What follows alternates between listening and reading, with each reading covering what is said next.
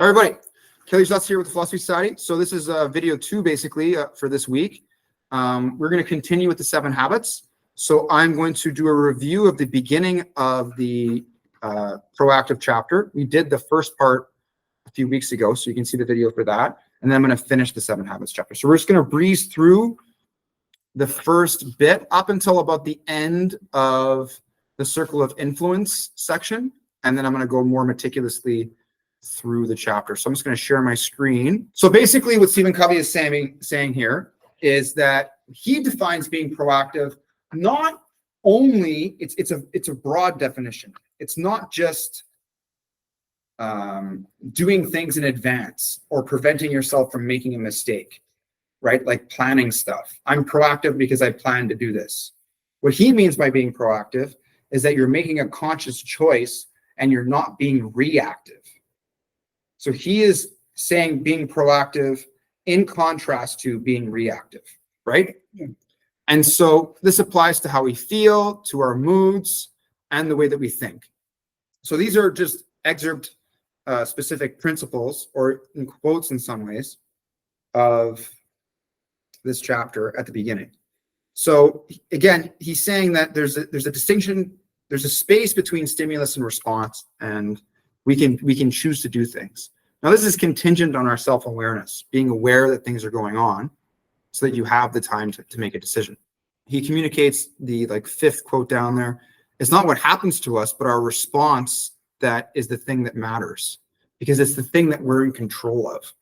Whatever happens to us, we can't do anything about that. It's out of our sphere of control. And he talks about, if you want to, the greatest changes you can make is looking at the paradigms or the way you see things. They're your maps of morals or reality. And when you understand how you see things, then how you behave and your attitudes will change thereafter. But just to focus on our attitudes and behaviors is mistaken. That's basically what we would want to say. And so he identifies the serenity prayer. I say it in a non-denominational way. Self, grant me the courage to change the things I can, the serenity to accept the things I cannot change, and the wisdom to know the difference, right? And then one thing he says is that he kind of says that we're always the problem.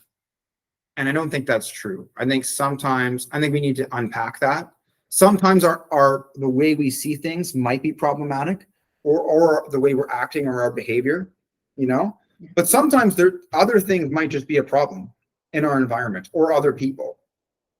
And us not making a decision to have boundaries, we're the problem in that sense, but it's self-referential or circular to say that we're not the problem, or that we are always the problem. It's that the problem might be out there.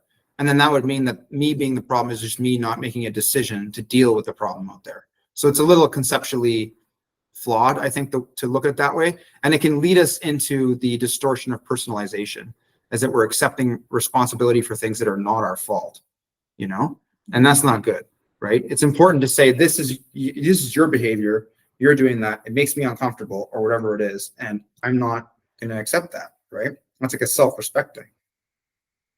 And so he says we're free to choose our actions, but we can't choose the consequences of those actions. And that's just like a part of nature, cause and effect. Yes. Principles of personal vision. And so he says, to see ourselves from your mind's eye. So that he talks about self-awareness as the beginning of this, and being aware of our mental state or our mood, our thought processes, being aware of our habits, and breaking our habits. Next slide. Our self paradigm has to do with our attitudes and our behavior and how we see others. We can also have a paradigm of just human nature in itself. And it's important to be aware of how we see other people and be critical of, if we're prejudiced, what is prejudice, for example, or when you talk to someone who's racist, you're like, do you really believe that? Is that person being aware of what predisposition they have? And as soon as you put the self-critical cap on them, can they really maintain those beliefs, right? And so I think it's important that we know how we see things and then have some awareness of how other people in the world see things, right? And our self-awareness, wherever that is, or our self-paradigm, can, specifically here, our self-paradigm, will limit an individual's potential, specifically for them, and their ability to relate to others. And so he says that through self-awareness, we can examine our own paradigms and determine if they're based in reality or if they're based on principles, or if our paradigms are related to how we've been conditioned, right? And then he talks about the social mirror, that sometimes the opinions and perceptions of others influence us more than correct principle would, or being ethical. And then he goes through the genetic determinism. There's different types of determinism, which he doesn't agree with, that you just things have to be this way. So it's like your genes are making you like this, right? Or you were brought up this way, right? Or your situation or your condition is making you act this way. And so, and honestly, going through this chapter really helped me. It helped me sit back and be like, you know what? I can respond differently because I forgot. And that's why it's good for us to talk about these things together. Because if one of us forgets, but we all learned it, then maybe one of the other people will remember and remind you, right? So he talks about the stimulus response, conditions to help us respond to a stimulus. So the notion of stimulus response is that we get conditioned to respond in a certain way. And he references Pavlov's dogs. Goes to this example of Viktor Frankl. Viktor Frankl was in the Holocaust in like Nazi concentration camp. And he chose to respond in a healthy way in his mind. He wasn't going to let being tortured or whatever was going on affect him in a negative way. He was going to dissociate or put his mind in a different place. And that helped him stay positive in some ways. And because of doing that, this is a big area from where I think the concept of being proactive for Stephen Covey comes from, is that Viktor Frankl's identity was intact because he was making a decision on how to respond, right? In contrast to being reactive and automatic in how he responds, or allowing other people to do it for him.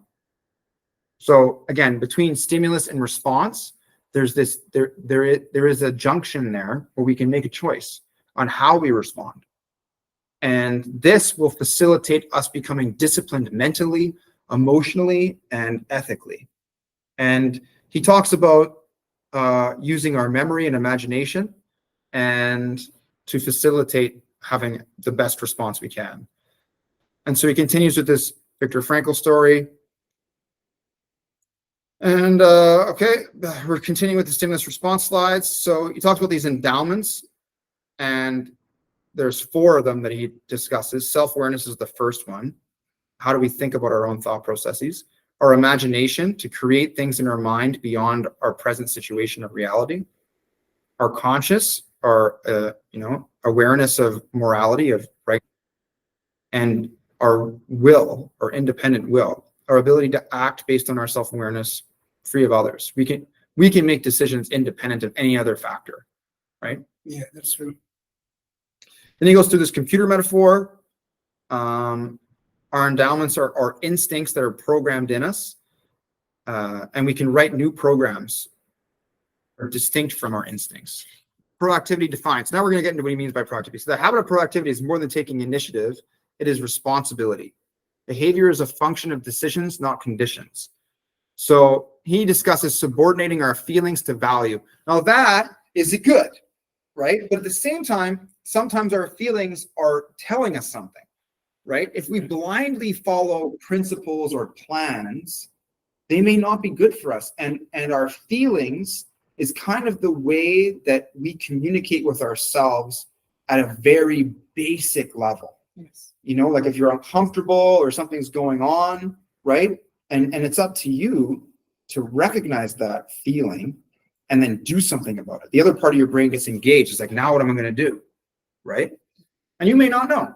You might be like, oh, I think it'd be okay for me to be a bartender or whatever, you know, or I might have overconfidence bias, right? Where I have my expectations are very high for myself. That's unrealistic. And I actually will not be successful. but I'm very confident. I'm like, I can do it anyways, right? And then you go there, and there's this overconsumption or overwhelmingness of, it's just not the place for you, right?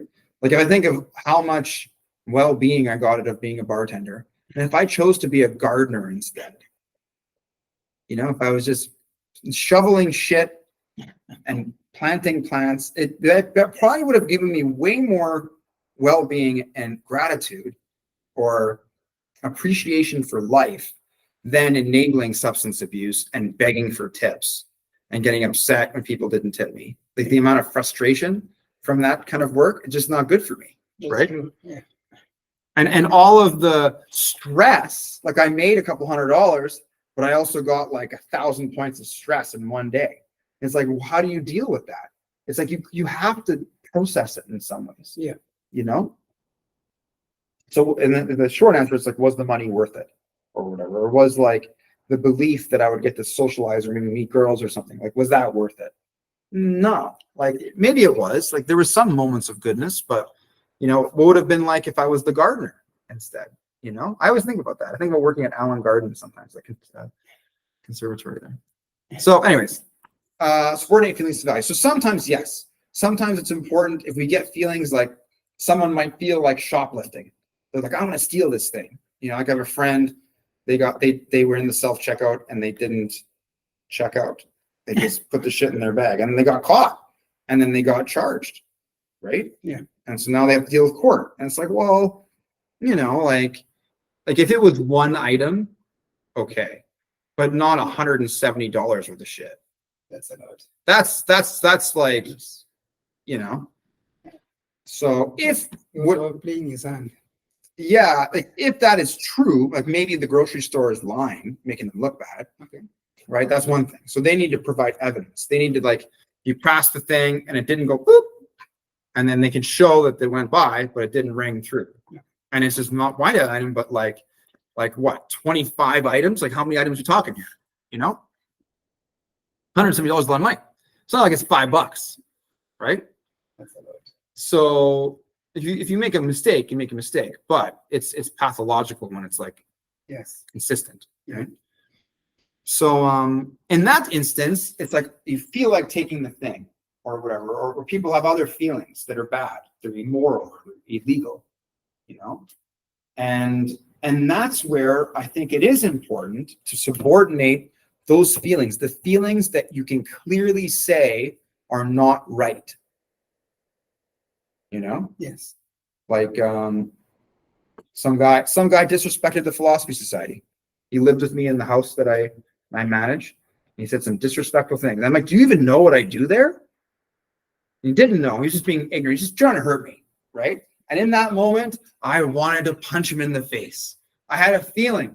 The feeling was connecting my fist to his stupid face, right? To be like, there you go. You deserve that. But I subordinated that feeling. I was like, it's not a good idea. As much as I, in this moment, feel like he deserves it. And he probably still deserved a little job. Like nothing to hurt him, but just a little love tap there. I'm not trying to hurt you. I just want you to know you're being bad. It's still, you can't do that. And it's good that I didn't. And it's still, even I think about, I'm laughing because I'm like, it would probably be good. It's not good. It's just there's certain rules that we kind of have to have. And I've been punched in the face before, and I probably deserved it that one time that happened to me. But there may be many other instances where I definitely deserved being punched in the face and I didn't. But the one time I did, I learned a bit. I was like, because my father, for me, never hit me like that. Some people, their parents are very physically abusive. Yes. And maybe we could talk about the justification. The evidence shows that hitting kids is not good, right? It makes them more antisocial and it's not a good thing, more aggressive. Yeah, more resentful. Yeah. Towards the world, towards everyone. But if you're an asshole and then your dad gives you a shot in the head, right? That at least teaches you in the world that people won't tolerate your shit. Yeah. And so my father never did that, but it was eventually in my late 20s, I was disrespecting somebody at a bar and the manager of the bouncers fucking hit me, sucker punched me right here, right in the face, got me. And I deserved it in that moment. And I thought about myself. I was like, I could be angry with this guy and like charge him with assault or something like that. But yeah, I was like, you know what? I fucking deserved that. I did. And that's okay. Right? Just don't be an asshole. Like, look, how could I have changed that situation? Don't hurt people. Don't be an asshole, you know? So subordinate feelings to value. So I'm just saying there's a difference between like, you know, really trying to hurt somebody. And I was assaulted last summer. This guy like punched me like 15 times, like a lot, and like dislocated my finger. It's like still far. And that's different. That guy, he got charged, you know? Yeah. Because he was drunk and I was just in a bad position. I fell down in a weird way because I did martial arts for a while, but I was tired. I didn't want to fight this guy. I was actually protecting a different guy that disrespected his girlfriend, right? That I stopped hanging out with because I was like, you're an idiot. Why are you being an ass with people? You should have got punched. Yeah. And when the guy was fighting me, the other dude ran away. I was like, you're not even like such a loser, you know? Like if someone stands up for you, you don't stand back and watch them taking a punch for you. You should step in and at least pull the guy off the dude. Yes. You know what I mean? Anyways, there's a difference there, you know? Like I think there's a sense of like humans have a sense of justice in them a little bit, you know? And yeah, we need to know that. So the subordinating feelings to value. So this guy that assaulted me, he was drunk. And so he didn't have the ability to have that self-control. And evidence shows that the more people consume alcohol, the frequency of them becoming aggressive and violent goes up dramatically. So that's one reason. That's where the Buddhists are kind of right, that you should always be of sound mind, you know? And it's not just not taking substances. It's like making sure that you sleep well and that you're not overwhelmed and stressed out. We need to have a mind to see what to do and how to respond to things, right? So he talks about responsibility next. And he breaks this term apart as a compound word. This responsibility is the ability to respond to things, the ability to choose what you're going to do, right? And so, you know, even though I was upset, I subordinated those feelings of being upset with my friend, and I did not punch him, and that's good, you know. Even, you know, whatever it does, that's for him. It doesn't matter to me. But at the same time, I accept the punch that I received because I felt like I was being an asshole, and it did teach me a lesson, you know. Not that I universalize that we should do that, because some people that punch people, they go too far. Yeah. You know, they don't have control. And not that I'm condoning violence. I'm just saying that these things do happen in the world, and it does teach us sometimes some things. Yeah. So I'm being humble here by convey and vulnerable by saying these things. I am human too. I'm not just some guy on YouTube, you know. So behavior is a product of one's own conscious choice based on values. So that is true. That is an ideal view of this, but behavior is automatic in a lot of ways. We have instincts and we just do things. Self-awareness comes later, right? Okay, next, slide 2. So he talks about reactive people are affected by a whole bunch of different things, by their body, their physical environment, their social environment, their content, how they feel or what's going on with them. Their responses are like social weather. It's contingent on other people and other things. So he says we need to subordinate our impulses to values. And what those values are, we have to talk about that, right? So he gives an example of this nurse caring for this ungrateful man. And then the nurse realized that she doesn't have to get upset that the man doesn't appreciate her. Carol with cancer, even though she had cancer, she didn't allow the cancer to take away her mood and to be an inspiration to other people, right? Yeah. So our basic nature is to act, not be acted upon. Choose a response, create the circumstances. So I think the create the circumstances thing is that our current circumstances might be the problem, right? And so when we change our circumstances, we are making a decision, but it doesn't make sense to say that the circumstances are not the problem. They are the problem. And then you doing something is the solution to that problem. If you don't do something, that's a different kind of problem. That's my inactivity or my procrastination. Recognizing responsibility to make things happen, solution to problems, not the problems themselves. I talked about resourcefulness and initiative as like is R and I, something that we can do. We can be resourceful and we can do something about it, take action. And then the notion of holding responsibility to people, right, is affirming, because you're giving them the capacity to act, to have free will, which is good. So there's an actor acted upon. Again, he references the production capability balance, that we have to look at the thing that gives us the capacity to produce stuff, and then our ability to produce. So like sleeping is your production capability, and then doing stuff during the day is your production. If you don't sleep, you're going to reduce how much you can produce. So the proactive question is, what is our response? What are we going to do? And being proactive is facing reality, which is different than just positive thinking.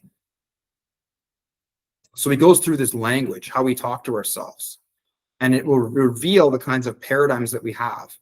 And there's a difference between proactive language and deterministic language.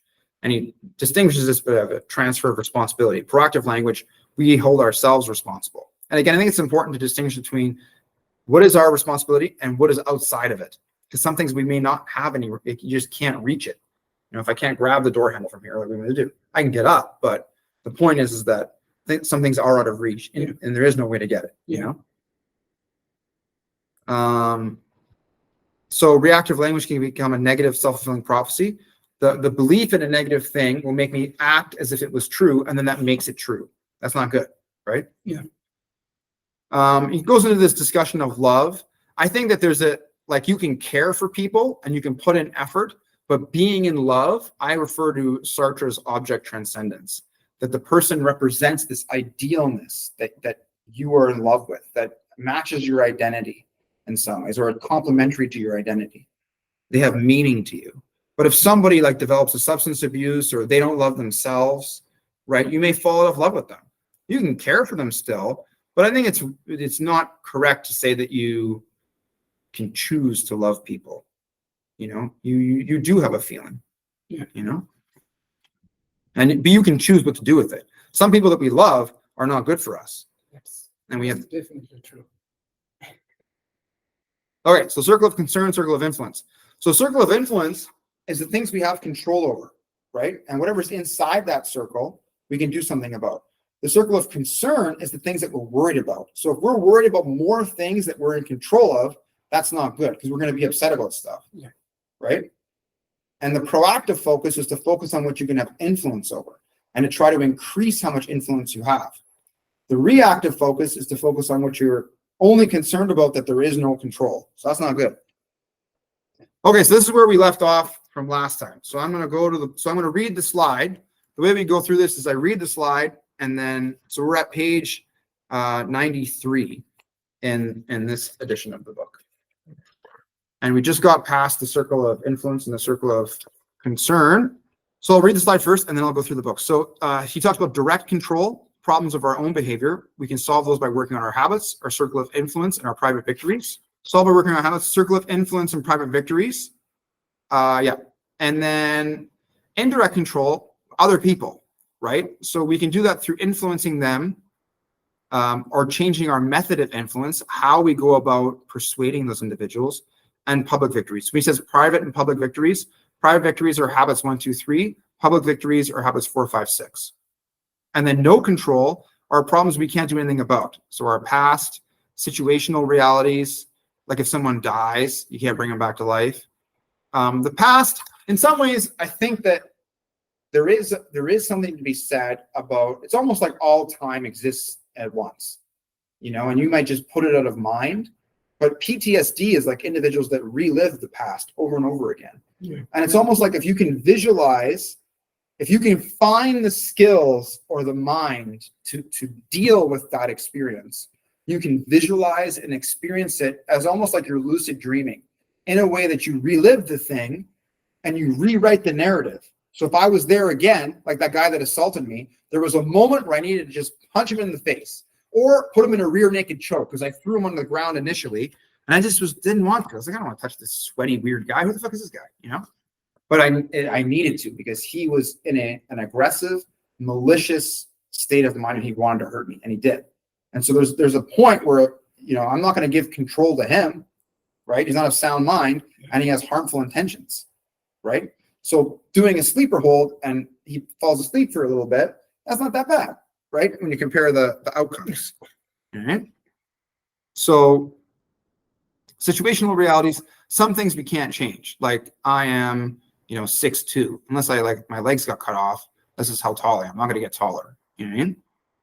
But there are some situations we can change, and yeah. And so you must accept problems and learn to live with them. Okay, so let's look at 93 here. So I'm not sure, this is where you're looking for in the book. You can follow along if you want in the book. But just look for this circle here. So he says the problems we will face fall in one of three areas: direct control, problems involving our own behavior; indirect control, problems involving other people's behavior; or no control, problems we can do nothing about, our past or situational realities. So the proactive approach puts the first step in the solution of all three of these kinds of problems within our circle of influence. Direct control problems are solved by working on habits 1, 2, and 3, the private victories. Indirect control problems are solved by changing our methods of influence, the public victories, habits 4, 5, and 6. So again, it's a very integrated idea that he has going on here. So he's talking about an anecdotal thing. He's identified 30 different methods of human influence.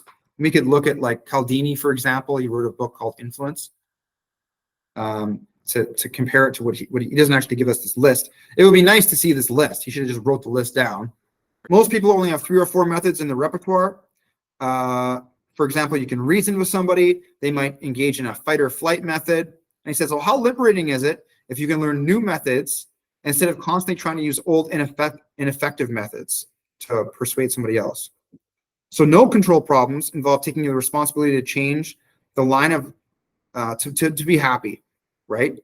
They just accept what's going on and not let it upset you. Don't empower problems like this to control you. So then he goes with he references Alcoholics Anonymous for the serenity prayer. Grant me the courage to accept the things I cannot change. The serenity problem is direct, indirect, or no control. The first step in either of these categories is changing our habits, changing our methods of influence, and changing the way we see our no control problems that are all within our circle of influence. So it goes back to these, the circle of concern, circle of influence, right? And what you want is you want to expand your influence to meet those things that you're concerned with, or you want to let go of the things you're concerned with so that you're not getting upset about stuff that you can't do anything about. Okay, next slide. So expanding the circle of influence. So this goes from page 93 to 96. So he gives the example of a dictatorial executive manager. He's like a dictator. And so there's another manager below him, and he's proactive, executive. He's driven by values and not feelings. He's anticipated, empathized, and read the situation of the director, focused on his circle of influence. Other executives were reactive by feeling vindictive, or by being vindictive. The executive in question, he responded proactively. He looked at his circle of influence and it expanded to the point where in this specific firm, no decision was made without this executive. And his success was not dependent on his circumstances. So let's look at the book here, the bottom of 93 in this edition. Inspiring to realize that in choosing our response to circumstance, we powerfully affect our circumstance. We change one part of the chemical formula. We change the nature of the results. Next page. So he worked with this organization, and there was a dynamic person. He could read trends. He was creative, talented, and capable and brilliant, but he had a very dictatorial style of management. He tried to treat people like gophers. They didn't have a judgment. His manner of speaking was to tell them what to do and make decisions for them. So in the end, he alienated the entire executive team surrounding them. They would go and complain about him. They felt it was an endless absolving themselves of responsibility in the name of the president's weakness. Can't imagine what happened this time. He went into my department. I had everything all laid out. He came in and gave a totally different signals. Everything I'd done for months was wasted. I don't know how I'm supposed to keep on working. How long will it be until he retires? He's only 59. Can you survive for 6 more years? And he probably won't even, he's not the kind of guy to retire anyways. So just the way that the other people were dealing with this stressful situation of this manager. One of the executives was proactive. He was driven by values. He took initiative, he anticipated, he empathized, and he read the situation. He was not blind to the president's weaknesses. Instead of criticizing them, he would compensate for them Where the president was weak in his style, he tried to buffer his own people and make the weaknesses irrelevant. He would work with the strengths, with his vision, his talent, and his creativity. This man focused on a circle of influence. Even though he was treated like a gopher, he would do more than what was expected. He would anticipate the president's needs. He read with empathy the president's underlying concern. When he was presented information, he always gave his analysis and his recommendations based on that analysis. I sat one day with the president in an advisory capacity. He said, "I just can't believe what this man has done. He's not only given me the information I requested, but he's provided additional information that's exactly what I needed. He gave me his analysis of it in my terms of my deepest concerns and listed his recommendations. The recommendations are consistent with the analysis. The analysis is consistent with the data. He's remarkable. What a relief not to have to worry about this part of the business." The next meeting, he told people what to do, except for the one person. In this case, he asked, "What is your opinion?" His circle of influence had grown. In the organization, people were stirred up. The reactive people started being vindictive towards the proactive man. Usually people would just say, "I am not responsible." Whereas if they say, "I am responsible," that means they can be irresponsible. It's hard for me to say I have the power to choose my response, and that response I have chosen has resulted in my involvement in a negative, collusive environment. Especially for years, I've been absolved myself of responsibility for the results in the name of someone else's weaknesses. So this is, if they are responsible, then they have been not responding to the weaknesses of this other person well, right? Because they're letting that other person's weaknesses determine them, who is the director of the organization or the president. These executives focused on finding more information, more ammunition, more evidence as to why they weren't responsible. So they just kept on moving themselves away. It was like a self-esteem thing too, in some ways, but it's not gonna lead them anywhere good. The proactive individual, his circle of influence grew towards the other executive team to the point where no one made any significant moves in the organization without his involvement and approval, including the president. The president didn't feel threatened because this proactive person's strength complemented the president's strength and compensated for his weaknesses. He had the strength of two people. This man's success was not dependent on his circumstances. Many others are in the same situation. So this is an interesting case. There's some people who interpret proactive to mean pushy, aggressive, or insensitive. That's not the case. Proactive people aren't pushy. They're smart, value-driven. They read reality and they know what is needed. So he gives the example of Gandhi. His accusers were criticizing him because he wouldn't join their circle of concern rhetoric, condemning the British Empire. We're on page 96 for the subjugation of the Indian people. Gandhi was out in the rice paddies, expanding his circle of influence with the field laborers. Eventually, trust grew, confidence followed throughout the countryside. He held no office or political position. However, through compassion, courage, fasting, and moral persuasion, he eventually brought England to its knees by breaking political domination of 300 million people with the power. He greatly expanded his circle of influence. So that's cool. Okay, next slide. The haves and the bees. Circle of concern is the haves. When I have, if I only had, if I had. The circle of influence is the bees. Be more patient, be wise, be loving. Proactive is to change from the inside out, to be different. By being different, to affect positive change in what's out there. There's 2 slides here. So example is a Christian example of the Old Testament. Joseph was sold into slavery, then became second to the Pharaoh. Slide 2. Responsible, control life and influence circumstances by working on be what we are. Example in a marriage, improve the situation, work on what's in your control yourself. Maybe the wife or husband will vicariously learn proactively through observation. That might be the case, but it also might not be the case. Sometimes we can't control other people. You can do your best to be your best, but the other person might just not be good for you. And maybe the marriage was a mistake. Proactive happiness, to be happy is a choice. So again, Stephen Covey is communicating some of the information from this from a very Christian perspective where you cannot get divorced, right? Yeah. Okay, so we're going on page 96 to 99. So one way to determine our circle of concern is to distinguish between the haves and the bees. Circle of concern is filled with the haves. I'll be happy when I have my house paid off. If I only had a boss who wasn't such a dictator. If I only had a more patient husband. If I only had more obedient kids. If only I had this. The circle of influence is filled with the bees. I can be more patient. I can be wise. I can be loving. They're character focused.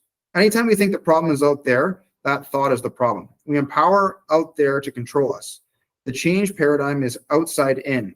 What what's out there has to change what we can change. The proactive approach is to change from the inside out, to be different. And by being different, to affect positive change in what's out there. I can be more resourceful. I can be more diligent. I can be more creative. I can be more cooperative. So that's good, right? I do think in some ways it's conceptually flawed to think that the problem being out there is the problem, because it does make sense that there are problems in the world. If there's a fire in the building, the problem isn't fire. I move myself out. I am the solution to the problem, right? Or how do we conceptualize what the problem is? You could say that the problem isn't the fires in the building. The problem is that I'm in the building with the fire. So I think that, well, how do we what is a problem? I think is important to clarify here, because it can get a little confusing, right? Because if you see a fire, you're in, or like a fucking lion or a bear, you're gonna be like, like your instincts are gonna kick in. Like that thing is not good. It's a threat to me. I need to go over here, right?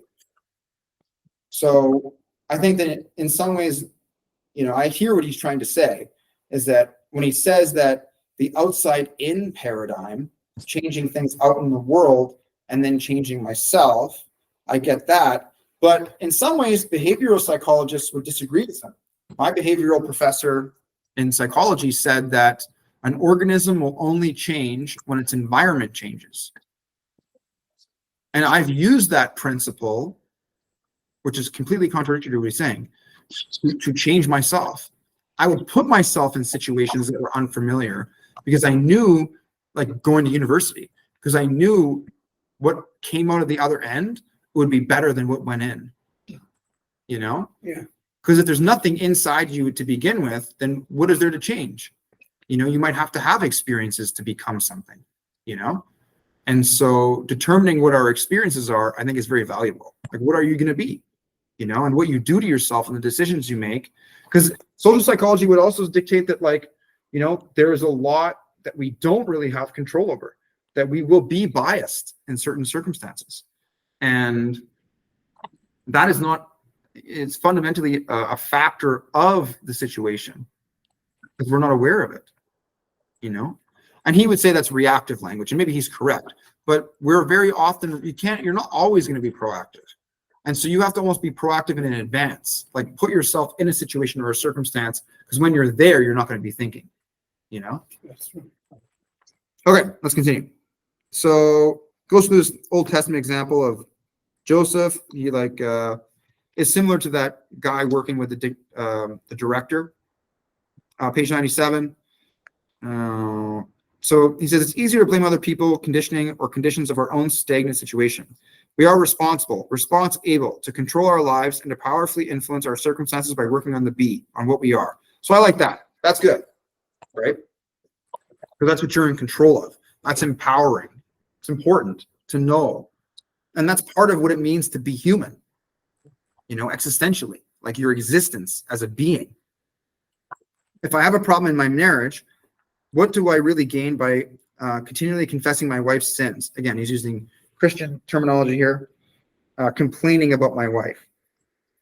I diminish my ability to influence her. My nagging, accusing, critical attitude only makes her feel validated in her own weaknesses. My criticism is worse than the conduct I want to correct. My ability to positively impact the situation withers and dies. Again, I think in relationships, it's important to have healthy communication about boundaries. Yes. If someone's doing something that's bothering you, then communicate it to them, but don't judge their character based on their behavior, allow them to influence and change. For example, I recently communicated to somebody, they hurt my dog. Okay. I said, please don't do that. And I said it 5 times. And then recently I was like, if you don't do that, we're going to have some space. And they said, okay, fine, then we're going to have space. I'm like, so you're telling me that you would prefer to not see me because you want to continue to hurt the dog? That's what you're trying to say to me? The fact that I'm even having this conversation is a little stupid right now. I shouldn't even have to tell you. Right? Do you get pleasure out of causing harm to the animal? It's my dog. It's a loving, happy animal. What is going on here? And so that is a problem in the other person, and it has nothing to do with how I'm behaving or acting. Yeah.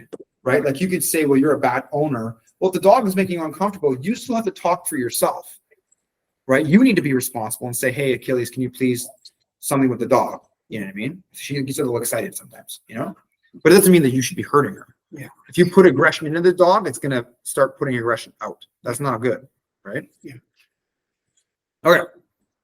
If I want to improve my situation, I can work on the one thing which I have control over, myself. That's good. I like that. Stop trying to stop trying to complain about other people and work on our own weaknesses. Focus on being a great person, great marriage partner or whatever, a source of unconditional love and support. Hopefully other people in your life will see your proactive example and respond in kind. Maybe, but maybe not. Maybe that's out of your circle of influence. If other people don't, at least you've worked on yourself and you've become better. Okay, that's true. That's good. I'm paraphrasing some of these things on this page. So last paragraph on 97. Ways to work in the circle of influence: to be a better listener, be a more loving partner, be a better student, be more cooperative and dedicated employee. The most proactive thing they can do is be happy. Just genuinely smile. Sure, happy, like there is evidence to show that when you smile, that you start feeling happy, right? And happiness is as a proactive choice. Yes and no. You can't just tell a depressed person to be happy. They're just going to say, shut up, right? So I think we can expand that more. We can talk about happiness as a thing. Proactive in the sense that if you do things that are good for you and you choose to think positive thoughts and not think distorted thoughts, then yes. But the emotion is the effect of being proactive. They're not the same thing. Things like the weather that our circle of influence will never include. As proactive people, we can carry our own physical and social weather with us. We can be happy and accept those things that at present we can't control, while we focus our efforts on the thing we can. Very good. The other end of the stick. Okay, so have the B's get good. So consequences, behavior is governed by principles. Harmony with principles brings positive consequences. Violating brings negative consequences. You're free to choose response in situations and therefore choose the consequence. Okay. Mistakes. Choice results in unwanted consequences equals a mistake. If we could choose again, we would do it differently. Regret is realizing past mistakes, circle of concern. But you can also learn from it, so it's a good thing. You just won't repeat it.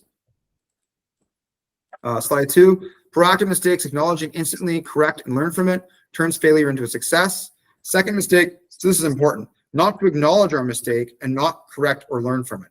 Self-deceiving path. Self-justifying and rationalizing. Cover up empowers the first mistake, give disproportionate importance, causing more harm to the self. Chasing after the poisonous snake that bites us will only drive the poison through our entire system. It's far better to take measures immediately to get the poison out. Very good. This is based on a story by the Buddha, I believe, or it's like a Hindu story. Response to mistakes affect the quality of the next moment. Immediately admit that and correct so it has no power over the next moment and empower us again. Okay, very good. So before we totally shift our focus, so on 98, to the circle of influence, you need to consider two things in the circle of concern that merit deeper thought: consequences and mistakes. We are free to choose our actions. We are not free to choose the consequences of those actions. Consequences are governed by natural law, or just nature. They are out there in the circle of concern. We can decide to step in front of a fast-moving train, but we cannot decide what will happen when the train hits us. Well, sure, but like there is a relationship between cause and effect. And science is based on predictability. We do have some degree of predictability, Yes. right? Yeah. It is inductive.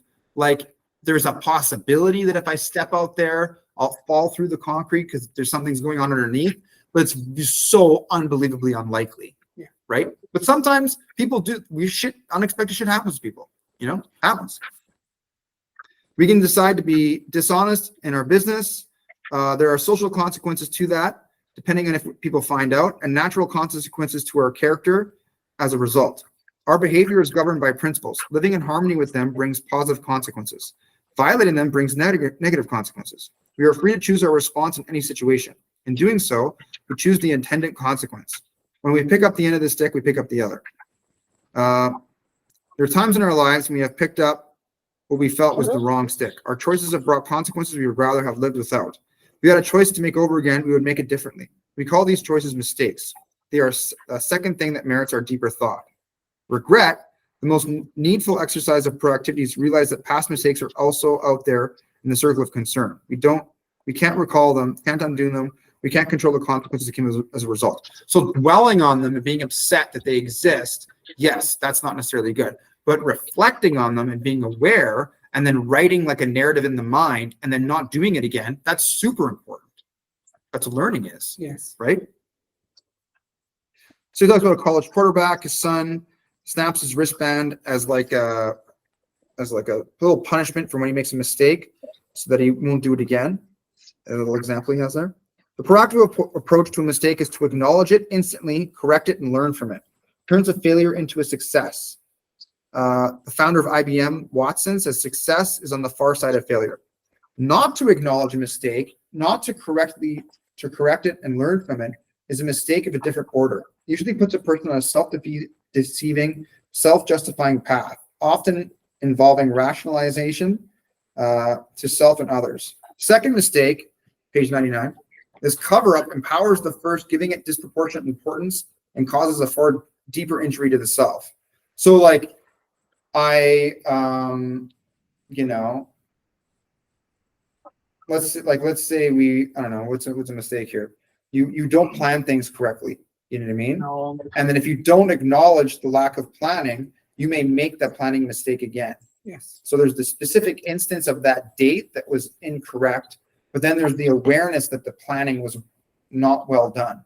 And so if you don't correct the planning or our approach to planning in general, then you're going to make it again. You just keep on repeating the mistake. And I think that's what Plato means when he says that an unreflected life is not worth living. Because when we keep on making mistakes, then you're kind of in this hell, this endless suffering that never gets better, right? That's not good. But if you reflect on it, you can improve it. It's not what, so top of 99, it's not what others do or even our own mistakes that hurt us the most. It's our response to those things. Chasing after the poisonous snake that bites us will only drive the poison through our entire system. It's far better to take measures immediately to get the poison out. So the poison is a mistake. Our response to any mistake affects the quality of our next moment. It's important to immediately admit and correct our mistakes. They have no power over the next moment, and we are empowered again. All right, Philosophy Society, we're back here. I said to move rooms. I'm in a big room now in the university. So we're going to continue with habit one. I'm just going to share my screen. Okay, so I'm just going to read the slide first and then continue. So this next section on page 99 is making and keeping commitments. So integrity to keep commitments is the essence of proactivity. Making promises, setting goals, and being true to them. It builds strength of character, making positive things possible. Control one's life through making and keeping promises, setting goals and achieving them. Establish inner integrity, giving awareness of self-control, courage, and strength to accept responsibility for one's life. Okay, so let's look at the book. He says, at the very heart of our circle of influence is our ability to make and keep commitments and promises.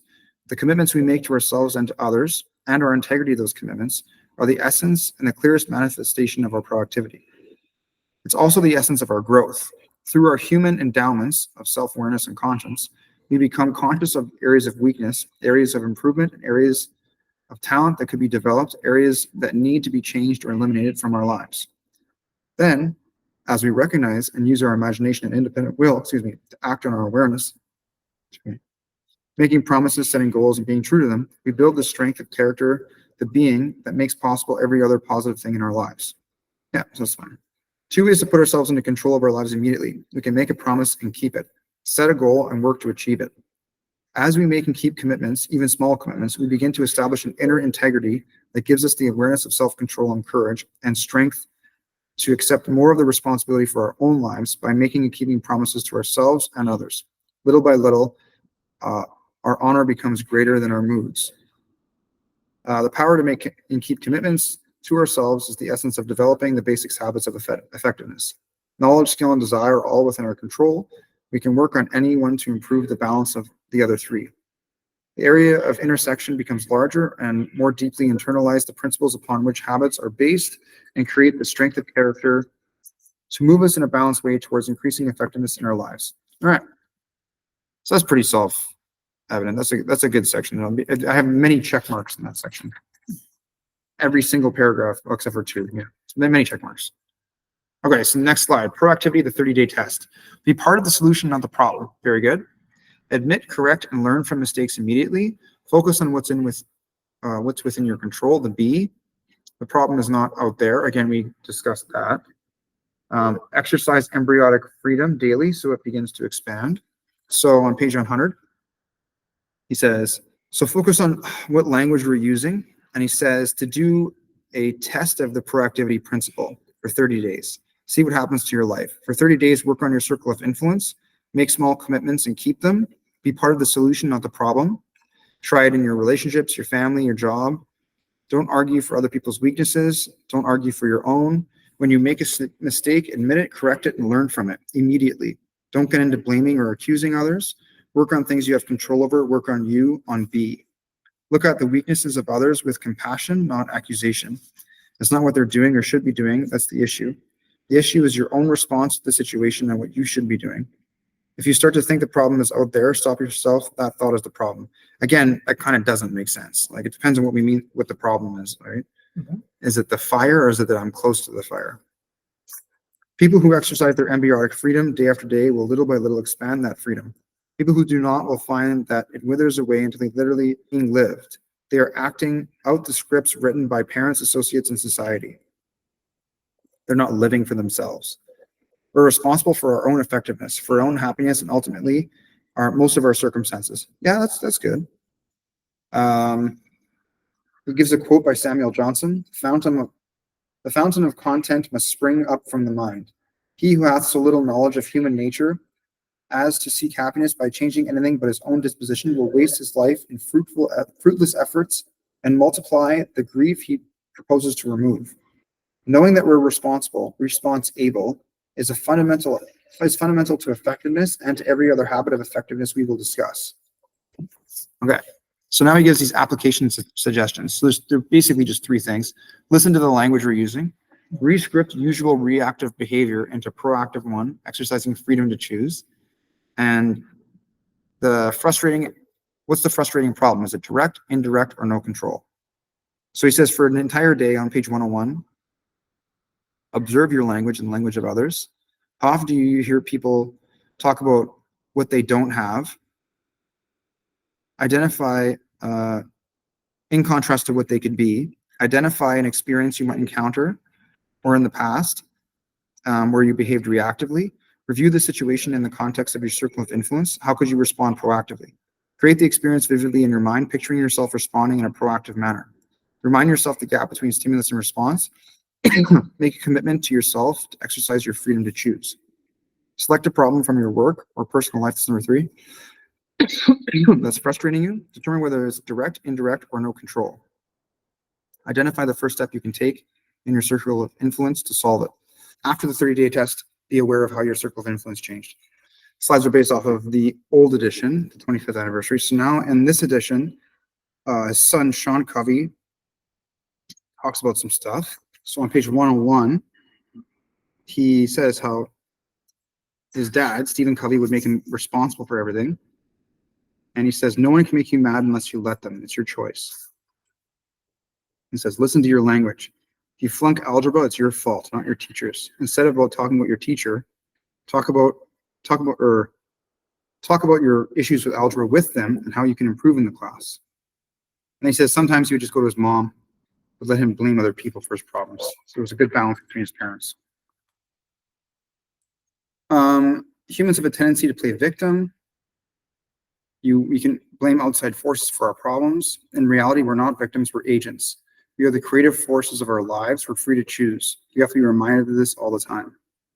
So he would say, when he would complain to his dad, he would say, why are you being such a victim? Organize your time so you're not so busy. He was right. I am being a victim. How'd this happen?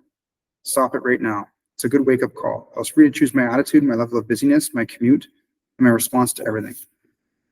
So now, I guess since 1989, when this book was published, the organization that teaches this stuff, the Franklin Covey Organization Institute, they've found some more data. So Carol Dweck talks about 2 mindsets or paradigms about their ability to learn: a fixed mindset or a growth mindset.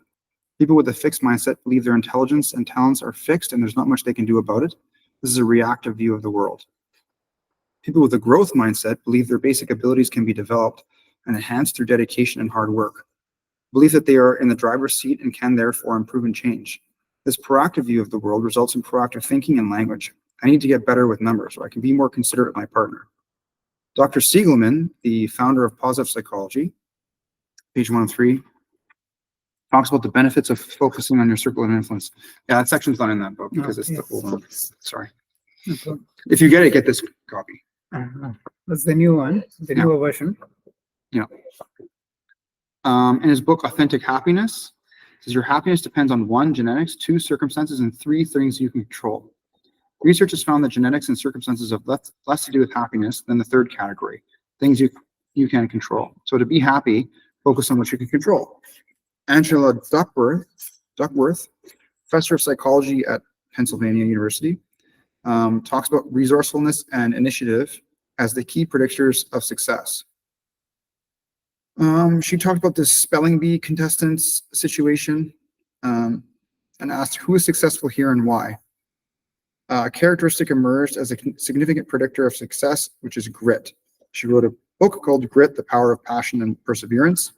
Duckworth examines how grit is the quality that allows an individual to work hard and maintain focus, not just for weeks or months, but for years.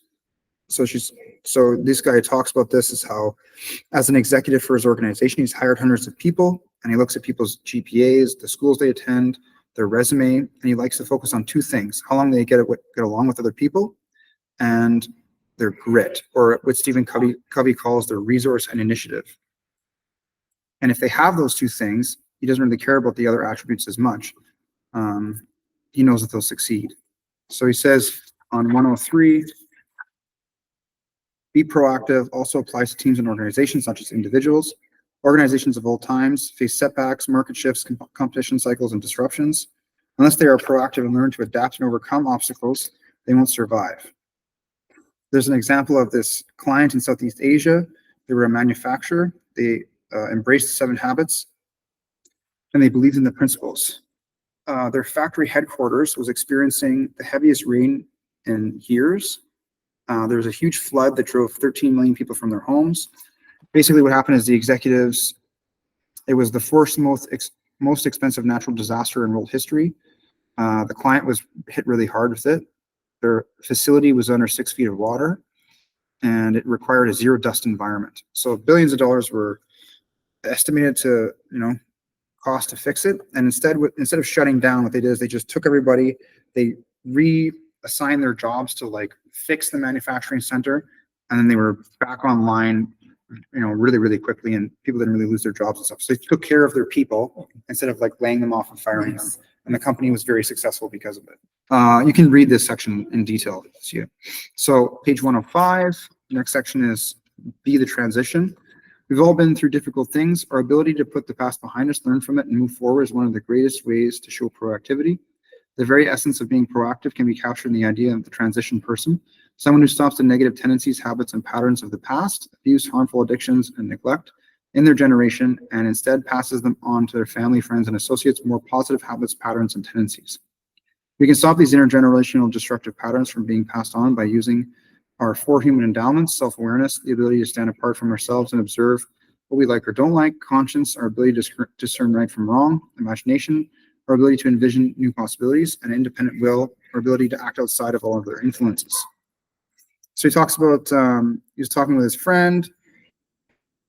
He's like, I can't believe that you go every weekend to see your son play out of the city, because his son plays football. And he's like, yeah, well, my dad would come home and he would beat him all the time. He was abusive. And he's like, I wanted to rise above my stepfather. I'm not going to be like him. I'm going to show how I'm going to show love to my child. And so he tried to be a good father ever since then. And his friend doesn't harbor any negative feelings towards his stepfather. He forgave him and moved on, and he just was a better person Because of it. Yeah. Page 106. His friend reinvented his life to become a transition person in his family. He stopped the abuse in his generation. He's passing on a tradition of love and support to his wife and children. Talks about the human endowments again. Self-awareness is the catalyst for the other 3 endowments. When you can stand apart from your own mind and examine it, to think about your thoughts, feelings, and moods, you can then have a basis for using your imagination, conscience, and independent will in entirely new ways. You literally become transcendent. You transcend your background, history, and psychic baggage, just as my friend was able to.